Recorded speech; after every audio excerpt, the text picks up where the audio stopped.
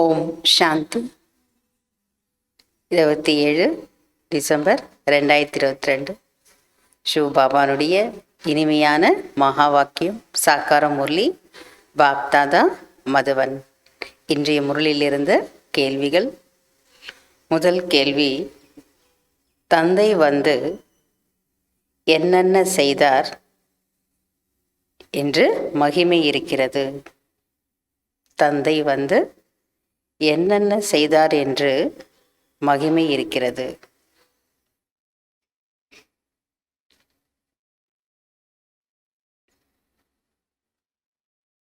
இரண்டாவது கேள்வி, பாபா மூலம் என்ன கிடைத்திருக்கிறது. பாபா மூலம் என்ன கிடைத்திருக்கிறது. மூன்றாவது கேள்வி,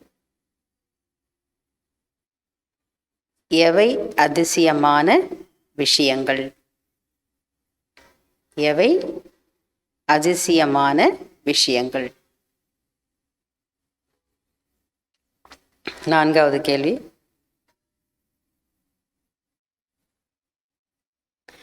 அனைவரையும் விட முதலாவது டைரக்டர் படைப்பவர் யார். அனைவரையும் விட முதலாவது டைரக்டர் படைப்பவர் யார். அஞ்சாவது கேள்வி, ஏன் அனுபவசாலிகள் புரிய வைக்க வேண்டும். ஏன் அனுபவசாலிகள் புரிய வைக்க வேண்டும். ஆறாவது கேள்வி, ஏன் தாரணை ஆகுவதில்லை. ஏன் தாரணை ஆகுவதில்லை. ஏழாவது கேள்வி, யார் எவரடி ஆனவர்கள். யார் எவரடி ஆனவர்கள். fill up the blanks. First, ஒரு புறம் டேஷ், ஒரு புறம் டேஷ், இன்னொரு புறம் டேஷ் ஸ்தாபனை. இதுதான் டேஷ். ஒரு புறம் டேஷ், இன்னொரு புறம் டேஷ் ஸ்தாபனை. இதுதான் டேஷ். ரெண்டாவது, கிறிஸ்துவிற்கு டேஷ் முன்பு டேஷ் இருந்தது. கிறிஸ்துவிற்கு டேஷ் முன்பு டேஷ் இருந்தது. மூன்றாவது, போலாநாத் என்றால் டேஷ். போலாநாத் அப்படின்னா கள்ளம் கபடமற்றவர். யாரு? சிவபாபா. போலாநாத் என்றால் டேஷ். நான்காவது, நாடகத்தில் சிவபாபா தான் டேஷ் இருக்கிறார். நாடகத்தில் சிவபாபா தான் டேஷ் டேஷ் இருக்கிறார்.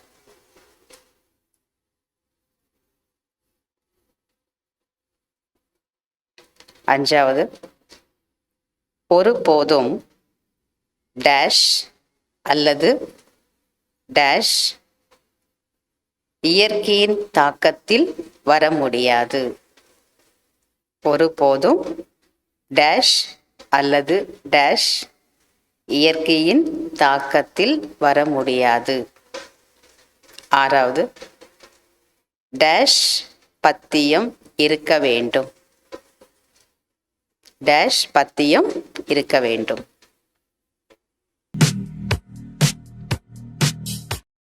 கேள்வி பதில். முதல் கேள்வி, தந்தை வந்து என்னென்ன செய்தார் என்று மகிமை இருக்கிறது.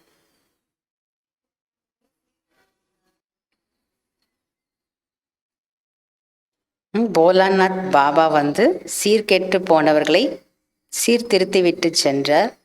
முதல் இடைக்கடையின் ரகசியத்தை கூறிவிட்டு சென்றார். எனவேதான் பக்தர்கள் மகிமை பாடுகிறார்கள்.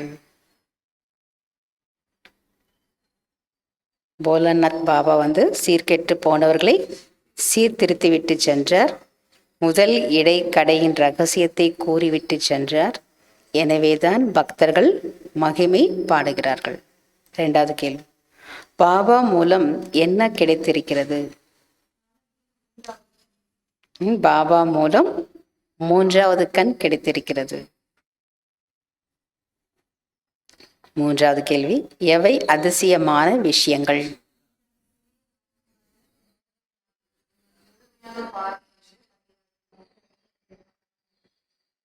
பாபா பதில் சொல்றார், ஆத்மா அழியாதது, நாடகமும் அழியாதது, ஆத்மாவில் 84 பிறவிகளின் அழியாத பாகம் பதிவாகி இருக்கிறது அல்லது நிரம்பியிருக்கிறது. இவ்வளவு சிறிய ஆத்மாவில் அனைத்து பாகமும் நிரம்பியிருக்கிறது. இவை அதிசயமான விஷயங்கள் ஆகும். 4வது கேள்வி, அனைவரையும் விட முதலாவது டைரக்டர் படைப்பவர் யார்?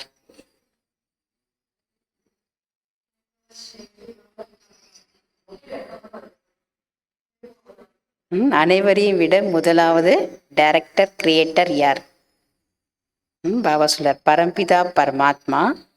செய்பவர் செய்விப்பவர் தான் அனைவரையும் விட முதலாவது டைரக்டர் படைப்பவர் ஆவார். 5வது கேள்வி, ஏன் அனுபவசாலிகள் புரிய வைக்க வேண்டும்?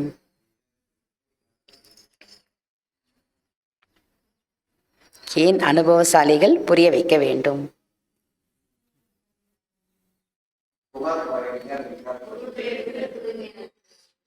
அதனால பாபா சொல்றார், ஞானம் மிகவும் நன்றாக இருக்கிறது, ஞானம் மிகவும் நன்றாக இருக்கிறது, ஆனால் நன்றாக புரிய வைப்பவர்கள் இல்லை. எனவே குழப்பம் வருகிறது. அநேக விஷயங்கள் பாபாவிடம் வருகிறது. ஆகவே அனுபவசாலிகள் புரிய வைக்க வேண்டும். ஏன்னா எல்லா செய்தி பாபாவுக்கு தானே லெட்டர் போடுறாங்க. 6வது கேள்வி, ஏன் தாரணை ஆகுவது இல்லை?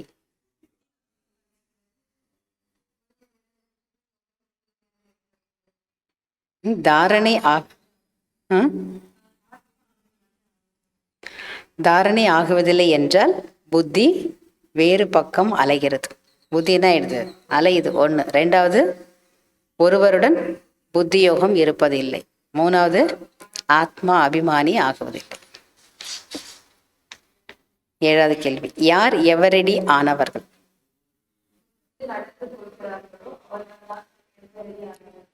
யார் ஒவ்வொரு நொடியும் கடைசி நொடி என்று புரிந்து நடக்கிறார்களோ அவர்கள்தான் எவரடி ஆனவர்கள். fill up the blanks. First, ஒரு புறம் டேஷ், இன்னொரு புறம் டேஷ் ஸ்தாபனை, இதுதான் டேஷ்.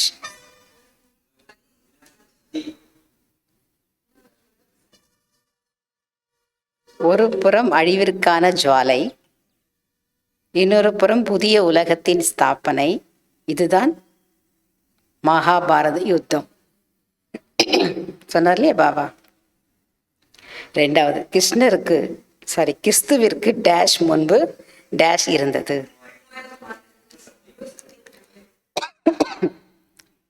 கிறிஸ்துவிற்கு 3000 ஆண்டுகளுக்கு முன்பு சத்தியுகம் இருந்தது. 3வது, போலாநாத் என்றால் டேஷ். போலாநாத் என்றால் கொடுக்கக்கூடியவர். 4வது, நாடகத்தில் சிவ பாபா தான் டேஷ் டேஷாக இருக்கிறார்.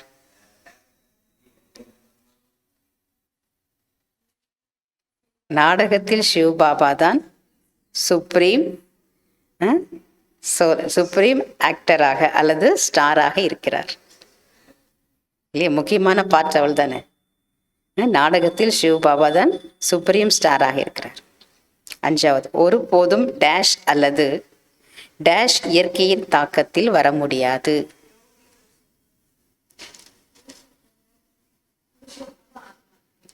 ஒருபோதும் யோகி புருஷர்கள் அல்லது புருஷோத்தம ஆத்மாக்கள் இயற்கையின் தாக்கத்தில் வர முடியாது.